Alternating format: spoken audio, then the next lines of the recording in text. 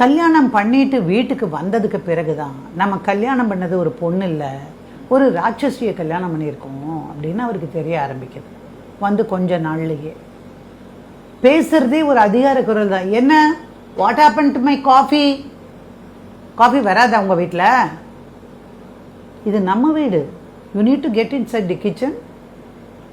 முடிஞ்சால் காஃபி போட்டு கொடு, இல்லை அங்கே வேலை யார் செய்கிறாங்களோ அவங்ககிட்ட கேட்டு காஃபி வாங்கி கொடு. நான் இருக்கு, why should I go? Normally என்னுடைய சோஃபாவுக்கு வரும் எங்கள் வீட்டில் எல்லாம்.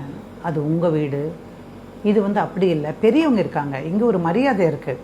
பெரியவங்களுக்கு முன்னாடி நாங்கள் கால் மேலே கால் போட்டு கூட நாங்கள் உட்கார மாட்டோம். மருமகள்கள் யாரும் அந்த பக்கம் நடமாட மாட்டாங்க. ஆனால் அதே மருமகள்களை தன்னுடைய ஒரு மகள் போல பார்த்துக்கக்கூடிய மாமனார் மாமியாராக தான் இவங்க இருப்பாங்க. அப்போது அந்த மாதிரியான ஒரு இடத்துல வரும்போது நீ உன்னுடைய டோன் டவுன் பண்ணிக்கோ, நீ சும்மா கத்துறதெல்லாம் வச்சுக்காத. ஆரம்பிச்சிட்டாப்பா இவன், நீ என்ன பேசுறது, நான் என்ன கேட்கறது அப்படின்னு. இவ கத்த ஆரம்பித்த உடனே இதுவரைக்கும் அந்த குடும்பத்தில் யாருமே இப்படி கத்துனது இல்லையா, அந்த பெரியவருக்கு ரொம்ப அவமானமாக போயிடுது. உடனே ஜன்னல்லாம் க்ளோஸ் பண்ணுங்க, டோரெல்லாம் க்ளோஸ் பண்ணுங்க, என்ன இப்படி பேசுகிறா அப்படின்னு சொல்லிட்டு தன்னுடைய ஒய்ஃப் கிட்ட மருமகளை கொஞ்சம் அமைதியாக பேச சொல்லு, அமைதியாக பேச சொல்லு அப்படின்னு சொல்லிட்டு.